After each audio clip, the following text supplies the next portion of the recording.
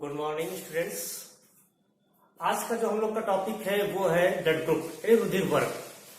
रुधिर वर्ग के बारे में अगर थोड़ा सा इसके पहले ही डिस्कस किया जाए कि रुधिर वर्ग की आवश्यकता क्यों पड़ी या रुधिर वर्ग होता क्या। प्रारंभ में सदियों से अगर देखा जाए तो वहां पर भी जब किसी चोट लग जाता था तो वहां पर भी ब्लड का डोनेशन होता था, ब्लड ट्रांसफ्यूजन की प्रक्रिया होती थी। लेकिन वहां पर होता क्या था कि जब ब्लड ट्रांसफ्यूजन की प्रक्रिया होती थी तो कुछ तो उसमें से बच जाते थे, लेकिन अधिकांशता जो है वो मर जाते थे।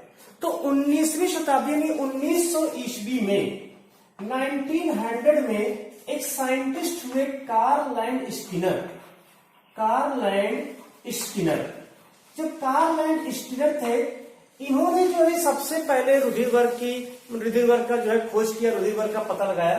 इन्होंने पता लगाया कि जो मनुष्य होते हैं उस मनुष्यों में जो है कुछ जो उसके कोशिका कला होती है, रुधिराणुओं की कोशिका कला तथा जो उसके जो प्लाज्मा होता है उसमें कुछ ऐसे पदार्थ पाए जाते हैं जिनमें परस्पर संयोग करने की क्षमता होती है।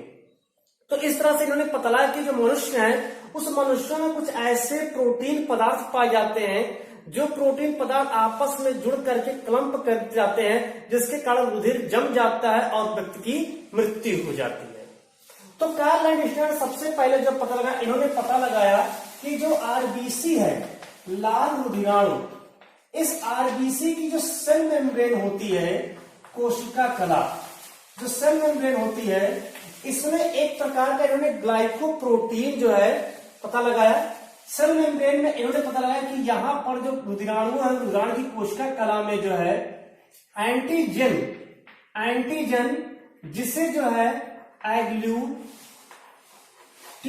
कहते हैं, एग्लूटिनोजन नामक एक जो है ग्लाइकोप्रोटीन पाया जाता है। उसी प्रकार जो है आरबीसी की जो प्लाज्मा होता है, उस प्लाज्मा में भी इन्होंने पता लगाया कि एक जो है एंटीबॉडी पाई जाती है जिसे जो है एग्लूटिनिन कहते हैं। इन्होंने यह भी पता लगाया कि जो एंटीजन होता है ये दो प्रकार का होता है, एक जिसे हम एंटीजन ए और एंटीजन बी कहते हैं। ये जो दोनों है, दोनों ग्लाइकोप्रोटीन होता है। उसी प्रकार जो एंटीबॉडी होते हैं ये भी दो प्रकार का होता है, एंटी ए और एंटी बी। लेकिन ये जो एंटीबॉडी होता है ये पूरी तरह शुद्ध प्रोटीन यानी प्योर प्रोटीन जो है होता है, ये ग्लाइकोप्रोटीन होता है और ये प्योर प्रोटीन होता है। तो इस तरह से हमें पता लगा कि सबसे पहले की जो हमारे रुधिराणु की कोशिका कला में दो प्रकार के एंटीजन पाए जाते हैं और दो प्रकार के प्लाज्मा में दो प्रकार के एंटीबॉडीज पाए जाते हैं। और इन्होंने एक चीज और पता लगाया कि अगर मान लेते हैं कि एंटीजन और antibodies same antigen and antibody, अगर मान लेते हैं कि एक सेम एंटीजन और सेम एंटीबॉडीज हो, जैसे एग्जांपल मान लेते हैं कि एंटीजन ए है और उसके साथ यदि वहां पर जोड़ दिया जाए एंटीबॉडी ए, तो इस दशा में दोनों जो रुधिराणु है वो परस्पर चिपक जाएंगे, यानी उनके बीच में क्लम्पिंग हो जाएगा। और इस क्लम्पिंग के द्वारा क्या होगा, जो भी प्रापक होगा, जो ब्लड को लिया है, ग्रहण किया है, उसकी मृत्यु हो जाती है, यानी ब्लड वहां पर क्लम्प कर जाता है और उसकी मृत्यु हो जाती है। तो यहां पर दो अगर समान प्रकार के एंटीजन और समान प्रकार के एंटीबॉडीज प्रेजेंट होते हैं तो उस दशा में जो एंटीजन एंटीबॉडी है वो आपस में चिपक जाते हैं और चिपक करके जो प्रापक होगा, जिसने रुधिर को ग्रहण किया, रुधिर को लिया, आधान किया है, उसकी जो उस प्रापक की मृत्यु हो जाती है। तो यहां पर एक चीज बहुत ध्यान देना है कि एंटीजन और एंटीबॉडी समान नहीं होते हैं। जो एंटीजन होता है, एंटीजन अगर बात करें on the basis of antigen, जो एंटीजन होता है अगर इसके आधार पर हम बात करें, इसका क्लासिफाइड किया जाए ब्लड ग्रुप को, तो इस ब्लड ग्रुप को जो है एबीओ ग्रुप माना गया, एबीओ ग्रुप। अभी जो एबीओ ग्रुप है इसके आधार पर अगर बात किया तो जो ब्लड ग्रुप होता है वो चार प्रकार के होते हैं। इसमें सबसे पहले जिसमें एंटीजन ए प्रेजेंट होता है, जैसे अगर हम एक चार्ट बना दें कि जैसे मान लेते ब्लड ग्रुप है, ब्लड ग्रुप उसमें कौन सा एंटीजन पाया जा रहा है, कौन सा एंटीबॉडी पाया जा रहा है। और अगर हम इसको परसेंटेज इन इंडियंस में भी देख लें, यानी भारतीयों में इसकी प्रतिशतता को भी देख लें, तो ब्लड ग्रुप मान लेते हैं उसमें एंटीजन ए पाया जाता है। अगर कोई एक ऐसा रुधिराणु है, यानी एक ऐसा जो आरबीसी है, लाल रुधिराणु है, जिसके कोशिका कला में जो है वहां पर एंटीजन ए प्रेजेंट है, तो निश्चित रूप से उसका जो ब्लड ग्रुप होगा वो ब्लड ग्रुप भी होगा ए। और उसमें जो एंटीबॉडी, उसकी जो प्लाज्मा होगा, उस प्लाज्मा में एंटीबॉडी जो होगा वो वहां पर बी पाया जाता है। और ऐसा जो ब्लड ग्रुप ए वाले हैं, लगभग इंडियंस में अगर देखा जाए तो 23.5% इंडियंस ऐसे होते हैं जिसमें ब्लड ग्रुप ए पाया जाता है। अगर मान लेते हैं कि किसी में जो उसकी रुधिराणु, उसकी कोशिका कला में जो है एंटीजन बी पाया जा रहा है, तो उस दशा में जो ब्लड ग्रुप होगा वो भी बी होगा, और उसमें एंटीबॉडी जो होगा वो एंटीबॉडी ए पाया जाएगा। और ऐसा लगभग जो है 34.5% इंडियंस में जो है इतना जो ब्लड ग्रुप होता है वो बी वाला पाया जाता है। अब सपोज करें कि यहां पर ऐसी दशा हो सकती है कि जो एंटीजन, उसके जो वहां पर जीन्स है, उस जीन्स के लोकस खंडों पर जो है दोनों प्रकार के एंटीजन भी प्रेजेंट हो सकते हैं। आसानी कि केवल ए ही पाया जाएगा या बी पाया जाएगा, दोनों भी प्रेजेंट हो सकते हैं। तो अगर मान लेते किसी में ऐसा हो जाए कि दोनों जो है एंटीजन प्रेजेंट हो, ए भी प्रेजेंट हो और बी भी प्रेजेंट हो, उस दशा में ब्लड ग्रुप ए भी होगा। लेकिन यहाँ पर एंटीबॉडी की अगर हम लोग बात करें तो यहाँ एंटीबॉडीज नहीं पाया जाता, और ऐसा बहुत ही रेयर ऐसा होता है। 7.5% जो इंडियंस है उसमें जो है लगभग इतना जो है A B blood group present होता है। अब ऐसा भी हो सकता है कि जरूरी नहीं कि एंटीजन पाया ही जाए, ऐसा भी नहीं है कि आरबीसी में एंटीजन प्रेजेंट ही हो सकता है वहां एब्सेंट भी हो सकता है, यानी वहां पर कुछ भी कोई एंटीजन नहीं पाया था, तो उस दशा में उसको जो है ओ ब्लड ग्रुप कहते हैं। हालांकि इसको पहले जीरो कहा जाता है, कुछ नहीं, लेकिन बाद में इसको ओ मान लिया गया। तो और लेकिन यहाँ पर एंटीबॉडीज की बात करें तो एंटीबॉडी इस दशा में ए और बी दोनों जो है प्रेजेंट होते हैं, और लगभग ऐसा जो है 34.5% इंडियंस में भी जो है ब्लड ग्रुप ओ प्रेजेंट होता है। तो चार प्रकार के on the basis of antigen की अगर बात करें तो there are 4 types of blood group in Indians. The blood group A B O. A blood group वाले में एंटीजन ए प्रेजेंट होता है, बट उसमें एंटीबॉडी जो होता है वो बी प्रेजेंट होता है। अगर परसेंटेज इंडियंस की बात करें तो 23.5% इंडियंस में जो है ब्लड ग्रुप ए प्रेजेंट होता है। ब्लड ग्रुप बी वाले में एंटीजन बी प्रेजेंट होता है, जबकि उसमें एंटीबॉडी ए प्रेजेंट होता है, क्योंकि समान एंटीजन समान एंटीबॉडी आपस में परस्पर चिपक जाएंगे और जो भ्रूणावस्था में ही शिशु की मृत्यु हो जाएगी। और ऐसा जो है परसेंटेज इंडियन की बात करें 34.5% इंडियंस में ऐसा जो है प्रेजेंट होता है। और ए बी ब्लड ग्रुप जो होता है उसमें एंटीजन दोनों प्रेजेंट होते हैं, बट उसमें एंटीबॉडीज कोई भी नहीं पाता, और ऐसा 7.5% इंडियंस में प्रेजेंट होता है। अब इसको समझ लेते हैं किस प्रकार से ब्लड डोनेशन की प्रक्रिया हो सकती है, कैसे यहाँ पर ब्लड डोनेट होता है, कौन सा उसके ब्लड ग्रहण कर सकता है, कौन सा ब्लड नहीं ले सकता है। तो उसके लिए अगर एक चार्ट बना दे यहीं पर छोटा सा, कि जैसे मान लेते हैं ये डोनर है और ये रेसिपिएंट है, ये डोनर और ये recipient, A B O, A B O. सबसे पहले बताए हैं कि समान एंटीजन समान एंटीबॉडीज नहीं होने चाहिए। तो अगर हम ब्लड ग्रुप ए वाले को ब्लड ग्रुप ए को देंगे तो वहां पर एंटीबॉडी जो है बी हो जाता है, यानी वो समान नहीं होता है। यानी ए ब्लड ग्रुप वाला जो है, ए ब्लड ग्रुप वाले जो व्यक्ति होगा उसको रुधिर आदान कर सकता है। और किसको कर सकता है? उसको कर सकता है जिसके पास एंटीबॉडीज नहीं होगा, उसको कर सकता है जिसके पास एंटीबॉडीज नहीं होगा। तो इस चार्ट में देख रहे हैं कि एंटीबॉडीज किसके पास नहीं है, तो एबी के पास एंटीबॉडीज नहीं है, यानी ए वाला जो है एंटीबॉडी जिसके पास नहीं है, यानी ब्लड ग्रुप ए बी जो है इसको भी ब्लड जो है डोनेट कर सकता है। ऐसे ही दूसरा देख लेते हैं बी वाला।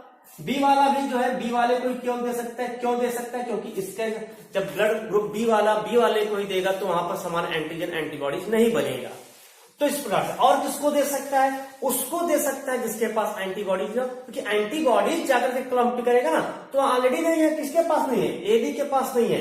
तो इस कंडीशन में यहां पर भी जो है ब्लड ग्रुप बी वाले, ए बी जो बी वाला है वो ए बी वाले को भी दे सकता है। ए बी वाला किसको दे सकता है? तो ए बी वाला केवल ए बी वाले को दे सकता है क्योंकि इसके पास एंटीजन ए भी है, एंटीजन बी भी है। अगर ये एंटीजन ए वाले को दे दिया रुधिर वर्ग, तो इसके पास एंटीजन ए एंटीजन बी है, इसके पास एंटीबॉडीज बी है, तो ये एंटीबॉडी बी इसके एंटीजन बी से कलेक्ट कम जाकर जुड़ जाएगा, क्लम्प कर जाएगा, नहीं वो जो प्रापक होगा उस प्रापक की मृत्यु हो जाएगी।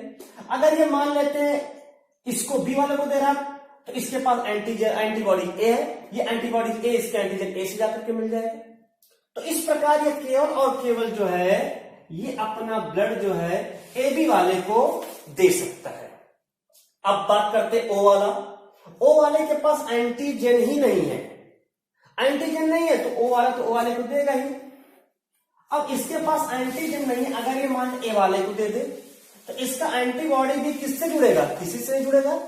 ये बी को दे दे तो इसका एंटीबॉडी ए किससे जुड़ेगा? किसी से जुड़ेगा। इसके पास एंटीजन है ही नहीं और इसके पास भी तो है ही नहीं एंटीबॉडीज, तो यानी यहां से आपको कोई जोड़ने की संभावना ही नहीं है। यानी ये अपना ब्लड ए बी को भी दे सकता है, ये अपना ब्लड ओ बी को भी दे सकता है, ये अपना ब्लड ए को दे सकता है। यानी यहां पर अगर हम देखें तो इसको जो ए बी है इसको हम लोग यूनिवर्सल रेसिपिएंट कह सकते हैं, इसको जो है यूनिवर्सल रेसिपिएंट कह सकते हैं और इसको जो है यूनिवर्सल डोनर कहा जा सकता है।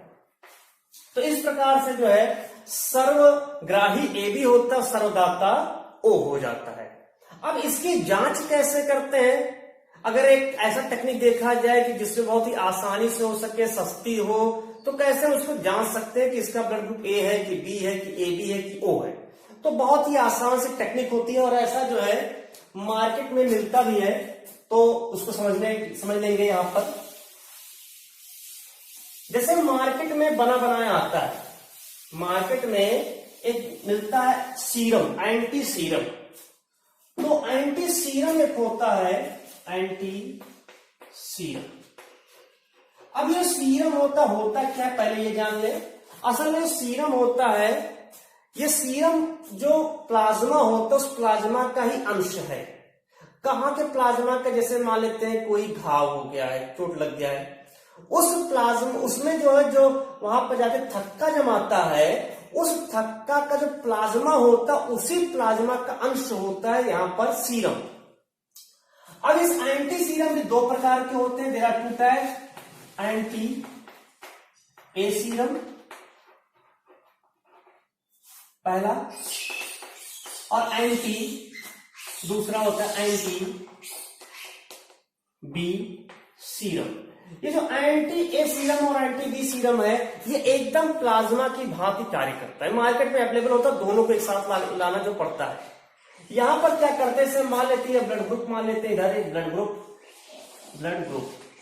इसमें करते क्या है कि सबसे पहले इस एंटी सीरम ए और एंटी सीरम बी को ले लेते हैं, उसके बाद निडिल की सहायता से, एक ऐसा निडिल होना चाहिए जो स्टेरलाइज्ड हो, जीवाणु मुक्त होना चाहिए, तो वो स्टेरलाइज्ड जो निडिल है उस निडिल से कहीं से थोड़ा सा जो है ब्लड निकाल लेते हैं। उस ब्लड को निकाल करके जो है एक थोड़ा सा ड्रॉप जो है एंटी ए सीरम पर और एक छोटा सा ड्रॉप एंटी बी सीरम पर डाल देते हैं। अब सपोज करते हैं यहां पर, अब जब इसमें ये स्लाइड बनाई गई है, मान लेते हैं ये स्लाइड बना गई है, एक स्लाइड ये, तो हो सकता है यहां पर इसमें क्लम्पिंग कर जाए, ब्लड इसमें क्लम्प कर जाए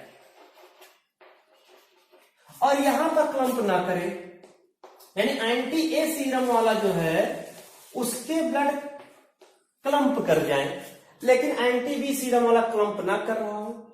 इस दशा में जो ब्लड ग्रुप होगा वो निश्चित रूप से ब्लड ग्रुप ए होगा। या ऐसा भी हो सकता है, दूसरी कंडीशन भी हो सकती है कि ये वाला क्लम्प कर जाए, ये एंटी सीरम बी क्लम्प कर जाए और ये क्लम्प ना करे, तो इस दशा में निश्चित रूप से रुधिर वर्ग क्या होगा? बी होगा, रुधिर वर्ग बी होगा।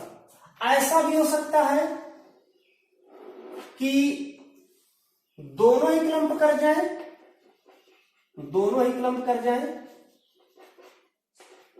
इस दशा में क्या होगा, यहां पर भी इस क्लम्प कर जाए, यहां पर भी क्लम्प कर जाए, तो इस दशा में निश्चित रूप से ब्लड ग्रुप ए भी होगा। और ऐसा भी हो सकता है कि जब उसको देखे माइक्रोस्कोप में तो दोनों ने क्लम्प नहीं किया, दोनों जब क्लम्पिंग नहीं हो रही दोनों में ही, तो इस कंडीशन में जो है यहां पर ब्लड ग्रुप जो है वो ओ होगा। तो इस तरह से ब्लड ग्रुप की पहचान भी कर सकते हैं एंटी ए सीरम और एंटी बी सीरम से लेकर के। उस एंटी ए सीरम पर एक ड्रॉप और एंटी बी सीरम पर एक ड्रॉप ब्लड ले लेते हैं, उससे जांच कर लेते हैं। अगर एंटी ए सीरम का क्लॉटिंग हो रहा है और एंटी बी सीरम का क्लॉटिंग नहीं हो रहा है तो दैट्स कंडीशन वहां पर जो ब्लड ग्रुप होगा वो ए प्रेजेंट होगा। एंड आपका अगर मान लेते हैं एंटी बी सीरम क्लम्पिंग कर रहा है और एंटी ए सीरम क्लम्प नहीं कर रहा है, तो इस कंडीशन में जो ब्लड ग्रुप होगा वो बी होगा। मान लेते हैं दोनों क्लम्पिंग कर जाए तो ब्लड ग्रुप ए भी होगा, दोनों क्लम्प नहीं करते तो ब्लड ग्रुप ओ होगा। तो इस तरह से हम जो है यहां पर पता लगा सकते हैं कि कौन सा ब्लड ग्रुप होता है। तो ये था ब्लड ग्रुप की बात। अब बात करते हैं कि जो ब्लड ग्रुप होता है उसका डोनेशन की बात, यानी कि जो डोनेट किया जाता है, यानी कह सकते हैं ब्लड ट्रांसफ्यूजन, ब्लड ट्रांसफ्यूजन। अगर ब्लड ट्रांसफ्यूजन की बात किया जाए कि रुधिर आधान, तो रुधिर आधान अभी तो पढ़े हैं कि ए वाला ए को दे सकता है या ए बी को दे सकता है, बी वाला बी को दे सकता है, बी या ए बी को दे सकता है, ए बी वाला केवल ए बी को दे सकता है, ओ वाला सभी को दे सकता है, वो सर्वदाता है, ए बी सर्वग्राही होता है। लेकिन अगर यहाँ पर ब्लड ट्रांसफ्यूजन की बात करें तो ब्लड ट्रांसफ्यूजन की जो प्रक्रिया होती है इसमें वही चीज अपनाई जाती है कि उसके ब्लड ग्रुप को जांचा जाता है, उसके बाद ही उसको दे सकते हैं। अब हालांकि अब तुरंत तो अवेलेबल हो नहीं सकता है, कभी कभी होता है क्या है कि ब्लड ग्रुप किसी का ए है उसके परिवार में हो सकता है ना हो, या अगर है तो वो अवेलेबल होने लायक ना हो। तो इस कंडीशन में क्या करता है, एक ब्लड बैंक बनाया जाता है, एक जो है ब्लड बैंक होता है। ये जो ब्लड बैंक बनता है, इस ब्लड बैंक में जो ब्लड डोनर होते हैं, जो ब्लड को डोनेट करते हैं, उनके ब्लड को यहाँ संरक्षित किया जाता है और आवश्यकता अनुसार उसको जो है जो भी पेशेंट होते हैं उस पेशेंट को दिया जाता है। अब ये क्वेश्चन आता है कि ब्लड बैंक में हम रुधिर को कैसे रख सकते हैं, तो रुधिर को जैसे कि जैसा है वैसे उसी अनुसार जो है रखना अगर चाहते हैं तो उसमें जो है ब्लड बैंक में 30 दिन तक जो है जैसा ब्लड है उसी प्रकार उसको जो है रख सकते हैं, यानी जो करते हो जो है ब्लड को 30 दिनों तक जो है रख सकते हैं। इसके अलावा ब्लड बैंक में प्लाज्मा को भी जो है संरक्षित किया जाता है, ब्लड बैंक में प्लाज्मा को भी संरक्षित किया जाता है और ये जो होता है इसका ये 30 दिन से भी ज्यादा दिन तक इसको संरक्षित किया जा सकता है। यहां तक कि प्लाज्मा में एक और विशेषता होती है, प्लाज्मा में एक विशेषता ये होती है कि इस प्लाज्मा को अगर ऐसे ही प्लाज्मा ले लिया उसको पाउडर के रूप में सुखा करके भी रख सकते हैं और उसको जब आवश्यकता पड़ी तो एक शुद्ध जल में इसको डाल करके घोल करके चढ़ाया भी जा सकता है। और चूंकि प्लाज्मा में किसी प्रकार का एंटीजन नहीं पाया जाता है, यानी यह जो है किसी भी जो पेशेंट है उसको दिया जा सकता है। तो प्लाज्मा को भी एक जो है ब्लड डोनेट के रूप में जो है यानी ब्लड ट्रांसफ्यूजन के रूप में इसका उपयोग किया जा सकता है। जैसा कि जो सेकेंड वर्ल्ड वॉर हुआ था, सेकेंड वर्ल्ड वॉर में वहां पर उस दशा में शर्करा से बनाया गया था डेस्ट्रॉन और उससे जो है वहां पर जो एक प्लाज्मा तैयार किया गया था। उस प्लाज्मा को जो है जो घायल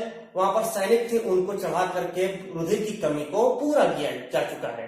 तो इस तरह से जो है जो ब्लड है उसमें तरह तरह के नए नए चीजें आ रहे हैं जिसमें जो ब्लड है ब्लड को अधिक समय तक संरक्षित किया जा सके। तो ये था इसके ब्लड के बारे में। अब आते हैं इसकी वंशागति कैसे होती है। इसकी वंशागति की बात करें तो वंशागति कैसी होती है, यानी इनहेरिटेंस ऑफ ब्लड ग्रुप की अगर हम लोग बात करें, इनहेरिटेंस ऑफ ब्लड ग्रुप की अगर बात किया जाए कि किस प्रकार से इसकी वंशागति होती है। अगला है topic inheritance of blood group. Inheritance of blood group. रुधिर वर्ग की वंशागति, देखिए रुधिर वर्ग की जो वंशागति है इसको सबसे पहले बर्नस्टीन ने पता लगाया था। बर्नस्टीन ने क्या पता लगाया था कि जिस प्रकार से, हालांकि ये सेकेंड ईयर के मेंडल वाले चैप्टर में भी है, टॉपिक है ये, तो यहां भी देख लें। बर्नस्टीन ने क्या पता लगाया कि इन्होंने पता लगाया कि जिस प्रकार से मेंडल ने जो है पता लगाया कि जो आनुवांशिक लक्षण होते हैं पीढ़ियों से एक पीढ़ी से दूसरी पीढ़ी में लगातार प्रसारित होते रहते हैं। उसी प्रकार बर्नस्टीन ने यहां पता लगाया कि जो रुधिर वर्ग है उस रुधिर वर्ग की वंशागत भी जो है पीढ़ी दर पीढ़ी होती रहती है। तो इसके लिए इन्होंने क्या नाम दिया, मल्टीपल एलिज, वहां पर एक शब्द आएगा मल्टीपल एलिज, बहुगुण एलीलवाद, यानी कि किसी भी आबादी को 2 से अधिक, 3 या उससे अधिक जब जीन जो है उस आबादी को प्रभावित कर रहे होते हैं तो उसको हम लोग बहुगुण एलीलवाद के नाम से जानते हैं, मल्टीपल एलिज वहां पर कहते हैं। यहां पर चूंकि हम लोग पढ़ रहे हैं कि इसकी वंशागति पढ़ेंगे किस प्रकार से वंशागति, तो बर्नस्टीन इसके बारे में पता लगाए थे। इसके बाद इन्होंने क्या पता लगा कि ब्लड ग्रुप की वंशागति कैसे होती है। इन्होंने कहा कि जो ब्लड ग्रुप ए है, मान लेते हैं ब्लड ग्रुप ए है, बी है, ए बी है और ओ है। तो ब्लड ग्रुप ए जो होता है इसमें 2 कंडीशन बन सकता है, या तो उसके दोनों जो जीन है, दोनों जीन पर एंटीजन ए पाया जाए, या तो उसके एक जीन पर एंटीजन ए और एक पर कोई भी एंटीजन न पाया जाए, तो भी उस कंडीशन में वहां पर जो है ब्लड ग्रुप ए होगा। अब क्यों होगा उसको भी जानेंगे।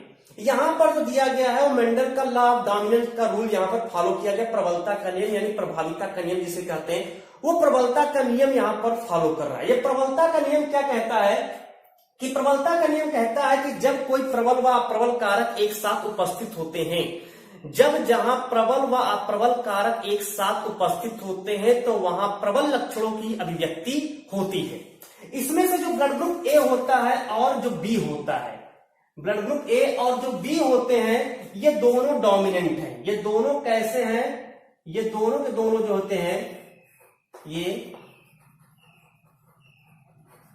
डोमिनेंट होते हैं। किस पर डोमिनेंट होते हैं, ब्लड ग्रुप ओ जो होता है ये रेसेसिव होता है, ये जो है रेसेसिव होता है मतलब कि अप्रभावी होता है। लेकिन ए और बी एक दूसरे के लिए डोमिनेंट नहीं होते हैं, ये अगर आएंगे तो यहां सप्रभाविता का नियम लागू होगा। अगर ये दोनों एक साथ प्रेजेंट हो जाएंगे तो सप्रभाविता का नियम लागू होगा, और अन्यथा अगर ओ स्थिति है तो वहां पर जो है लॉ ऑफ डोमिनेंट जो है लागू होगा। और प्रबलता का नियम कहता है कि जब जहां पर, जैसे यहीं पर देख लो, यहां पर ए एंटीजन और ओ यानी कुछ नहीं है, एंटीजन नहीं है, तो इस कंडीशन में क्या प्रबलता का नियम कहता है कि जब कोई प्रबल व अप्रबल, ये प्रबल व अप्रबल है, जब कोई प्रबल व अप्रबल कारक एक साथ उपस्थित होते हैं तो प्रबल लक्षणों की अभिव्यक्ति होती है। तो इस दशा में यहां पर ब्लड ग्रुप कैसा बनेगा, ए वाला ही बनेगा। ऐसे ही दूसरा कंडीशन बनता है कि या तो उसके दोनों जीन्स पर, दोनों लोकस खंडों पर जो है ब्लड ग्रुप वो एंटीजन बी हो, या जो एक पर जो है बी और एक पर कोई भी एंटीजन ना हो, उस कंडीशन में भी ब्लड ग्रुप बी ही बनेगा। अगर मान लेते हैं उसके दोनों लोकस खंडों पर जो है ए और बी, एक पर ए प्रेजेंट है और एक पर बी एंटीजन प्रेजेंट है, तो उस कंडीशन में ए बी ब्लड ग्रुप होगा। और अगर मान लेते हैं उसके दोनों जो लोकस खंड है वहां पर जो है एंटीजन नहीं पाया जा रहा है, तो उस कंडीशन ब्लड ग्रुप ओ होगा। अब इसका एग्जांपल देख लेते हैं कि मान लेते हैं कि एक मेल है, पुरुष है, उसका ब्लड ग्रुप मान लेते हैं ए बी है, और फीमेल है उसका ब्लड ग्रुप ओ है, तो इससे प्राप्त संतानों में रुधिर वर्ग की वंशागति क्या होगी। तो इसके लिए पूरे स्क्वायर बना लेते हैं, एक पूरे स्क्वायर चौखाना, एक तरफ मेल और दूसरी तरफ फीमेल। अब मेल कह रहा है कि ए बी है, यानी एक पर ए है एंटीजन और एक पर बी है एंटीजन, इसके दोनों पर जो है जीरो ही होता है यानी कुछ नहीं होता है। तो इस कंडीशन में अब यहां पर A I zero, I zero, I B I zero, I zero, I zero, यानी कह सकते हैं कि इसका जो 50% संतान होगा वो ब्लड ग्रुप ए होगा और इसका 50% संतान जो होगा वो ब्लड ग्रुप बी होगा। यहां कर सकते हैं, मान लेते हैं कि ऐसा कह सकता है कि जो मेल है उस मेल का ब्लड ग्रुप ए है और फीमेल का ब्लड ग्रुप जो ए बी है, ऐसे भी कंडीशन आ सकती है। तो यहां पर देखेंगे कि 2 कंडीशन बनेगी। कौन कौन सी कंडीशन बनेगी, क्योंकि इसके पास ए के पास ए भी कंडीशन है, ये भी कंडीशन है, लेकिन ए बी के पास कोई एक ही कंडीशन है, तो यहां पर 2 बनेगा, 2 कॉलम बनाना पड़ेगा, यानी 2 संभावना यहां पर बनेंगी। 2 संभावनाएं क्या बनेंगी, ये मेल और ये फीमेल।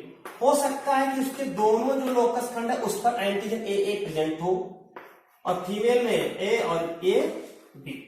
या तो एक ऐसा भी बन सकता है, दूसरा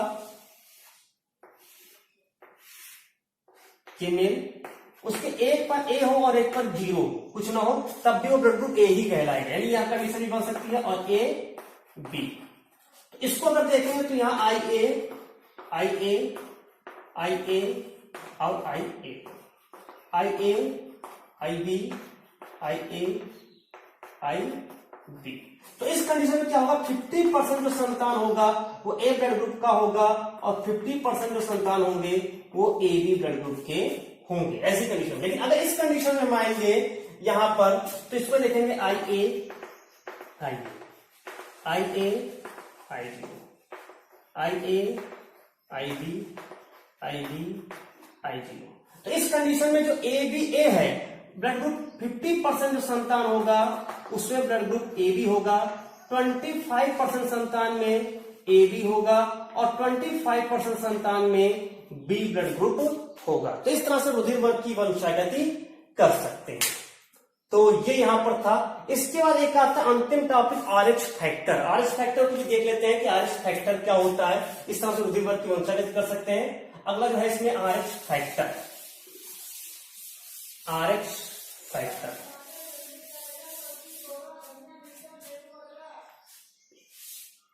देखिए, जो आरएच फैक्टर होता है, आरएच फैक्टर 1940 ईस्वी में वीनर ने 1940 ईस्वी में सबसे पहले जो वीनर थे, वीनर और लैंड स्टीनर 1940 ईस्वी में इन्होंने पता लगाया कि रीसस बंदरों में, रीसस प्रजाति के जो बंदर होते हैं, रीसस बंदरों में एक अलग प्रकार का जो एंटीजन पाया जाता है जिसको उन्होंने आरएच फैक्टर नाम दिया। बाद में देखा गया तो या तो लगभग 85% गोरी प्रजातियों में और लगभग 97% भारतीय प्रजातियों में भी जो एंटीजन आरएच एंटीजन पाया जाता है, जिसमें आरएच एंटीजन प्रेजेंट होता है, जिसमें आरएच एंटीजन प्रेजेंट होता है उसको उन्होंने कहा आरएच पॉजिटिव, और जिसमें आरएच एंटीजन जो होता है वो वहां पर एब्सेंट होता है उसको नाम दिया गया आरएच निगेटिव। तो ये दो प्रकार के आरएच पॉजिटिव और आरएच निगेटिव होता है। इसमें थोड़ा सा जान ले, बहुत इंपॉर्टेंट लाइन है, बस उतना ध्यान रखना है कि आरएच निगेटिव वाला, जो आरएच निगेटिव है और एक आरएच पॉजिटिव है, ये अपना ब्लड इसको दे सकता है। क्यों? क्योंकि इसके पास कोई एंटीबॉडी भी नहीं होती, आसानी से आरएच निगेटिव वाला आरएच पॉजिटिव को ब्लड दे सकता है।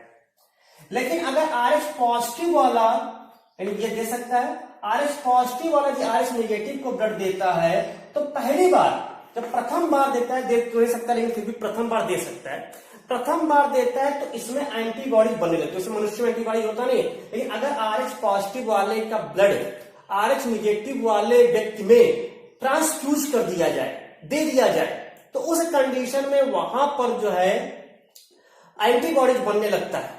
अब चूंकि प्रथम बार के ट्रांसफ्यूजन कर रहा है तो हो सकता है उसको ज्यादा प्रभाव ना पड़े और उसकी जीवन बच सकता है, लेकिन अगर दोबारा दिया तो उस कंडीशन में उसकी मृत्यु हो सकती है। यानी अगर आरएच पॉजिटिव और नेगेटिव की बात करें तो इसके आधार पर जो ब्लड ग्रुप है अब वो 8 प्रकार का हो जाता है। A positive, A negative, B positive, B negative, A B positive, A B negative, O positive, O negative. यानी क्या क्या है, A positive, A negative, B positive, B negative, A B positive, A B negative, O positive, O negative. तो 8 प्रकार के यहां पर जो ब्लड ग्रुप आ रहे हैं, इसमें से अगर कहा जाए यूनिवर्सल डोनर कौन है, तो ओ नेगेटिव जो होता है ये यूनिवर्सल डोनर होता है, क्योंकि हमने जस्ट बताया कि नेगेटिव वाला दे सकता है, पॉजिटिव वाला नहीं दे सकता है सबको। और अगर पॉजिटिव यूनिवर्सल रिसेप्टर की बात करें तो ए बी होता है, जो कि पॉजिटिव दे सकता है, तो इसको यूनिवर्सल रेसिपिएंट कहते हैं। तो ये होता है आरएच फैक्टर। तो इस तरह से पूरा ये जो ब्लड ग्रुप था, ये ब्लड ग्रुप टॉपिक आज समाप्त होता है। Thank you.